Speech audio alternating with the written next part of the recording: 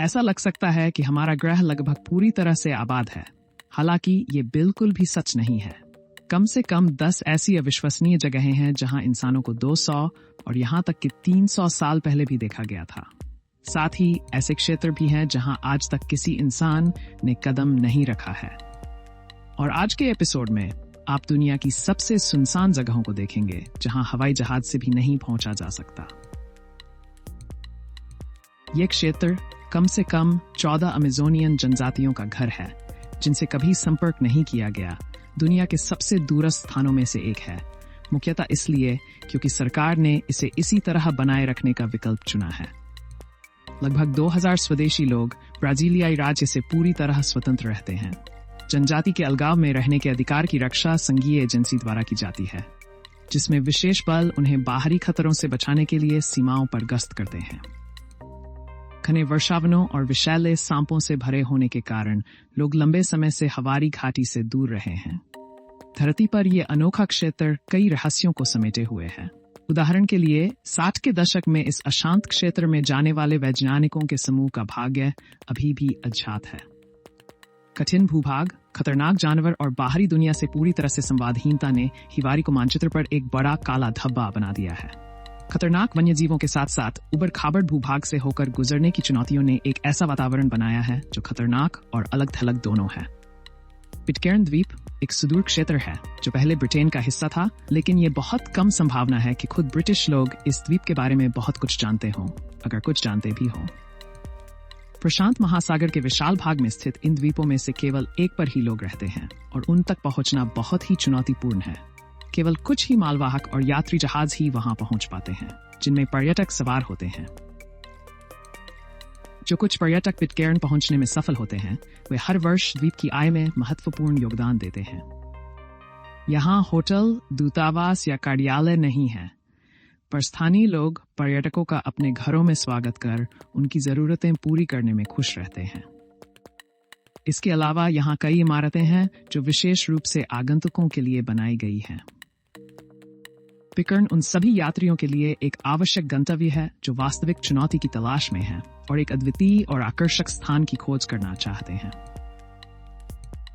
Cap मेलविला, गर्मी और ठंड, बारिश और तूफान, तेज हवाएं और गड़गड़ाहट, ये उन चुनौतियों की एक छोटी सूची है जिनका सामना केप मेलविला के शिखर पर अपनी छाप छोड़ने का फैसला करने वाले व्यक्ति को करना होगा। धरती पर असली नरक ऑस्ट्रेलिया के प्रमुख शहर ब्रिस्बेन के पास स्थित है, फिर भी ये पूरी तरह अलग थलग है।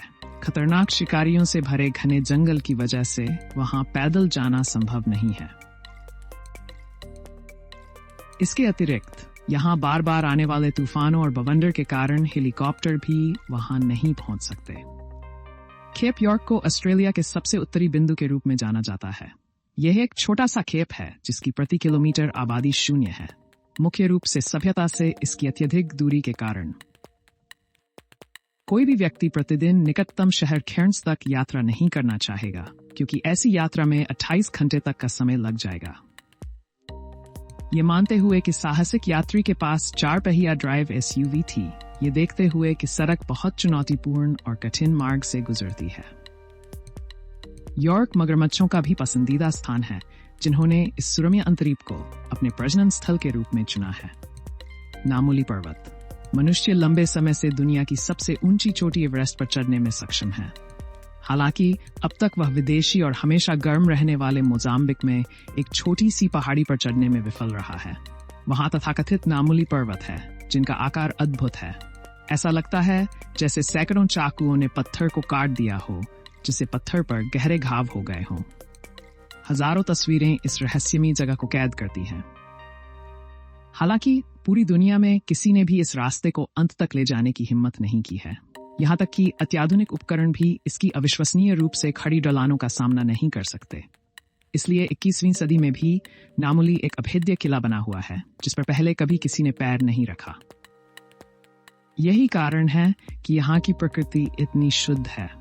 यह जगह दुनिया के सबसे खतरनाक और रोमांटिक हिस्सों में से एक है। उत्तर सेंटिनल द्वीप तर्क के सभी नियमों के अनुसार वास्तव में हमारे ग्रह पर ऐसा कोई द्वीप नहीं होना चाहिए जो लंबाई और चौड़ाई दोनों में अप्रयुक्त रह गया हो। हालांकि उत्तरी सेंटिनल अभी भी सभ्यता द्वारा जीता नहीं गया है। बाहरी दुनिया से पूरी तरह से अलग होने के अलावा उत्तरी सेंटिनल में प्राचीन बीमारियां हो सकती हैं जो बस वहां दुबकी हुई है, अपने पल का इंतजार कर रही हैं।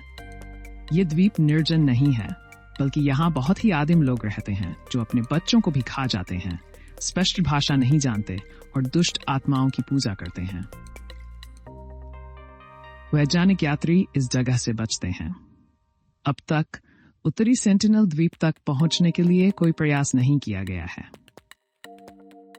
इस विशाल चट्टान संरचना को अब सबसे उत्तरी, सबसे खतरनाक और चढ़ाई के लिए अत्यधिक प्रतिष्ठित शिखर माना जाता है। आज तक दुनिया में कोई भी इसके शिखर पर सफलतापूर्वक नहीं पहुंच पाया है और न ही अपना झंडा गाड़ पाया है। कंकर पुएंसुम सबसे ऊंची चोटी है जिस पर अभी तक कोई विजय नहीं पा सका है। 1980 में 4 बार चढ़ाई के प्रयास किए गए, जिसके बाद 8 अप्रैल को भूटान में 6 किलोमीटर से ऊपर तिब्बती हाईलैंड्स पर चढ़ने पर प्रतिबंध लगाने वाला कानून पारित किया गया। 2009 अप्रैल को यूरोपीय आयोग के संयुक्त अनुसंधान केंद्र के वैज्ञानिकों ने पृथ्वी पर सबसे दुर्गम स्थानों को दर्शाने के लिए मानचित्रों की एक श्रृंखला जारी की। मानचित्र को एक ऐसे मॉडल का उपयोग करके बनाया गया था जो 50 से अधिक आबादी वाले निकटतम शहर तक यात्रा के समय का अनुमान लगाता, चाहे वह पानी से हो या जमीन से। जानकारी के अनुसार पूरे ग्रह पर सबसे जंगली और दुर्गम स्थान तिब्बती हाईलैंड्स है। इसके केंद्र से निकटतम प्रमुख शहरों तक यात्रा करने में लगभग 3 सप्ताह लगते हैं। दिलचस्प बात यह है कि कार से पूरी यात्रा में सिर्फ 1 दिन लगता है, बाकी 20 दिन पैदल ही तय करने पड़ते हैं। अब शायद आप समझ गए होंगे कि तिब्बती हाईलैंड्स को दुनिया का सबसे दुर्गम और दुर्गम स्थान क्यों माना जाता है। आज इतना ही। सब्सक्राइब करें, फिर मिलेंगे।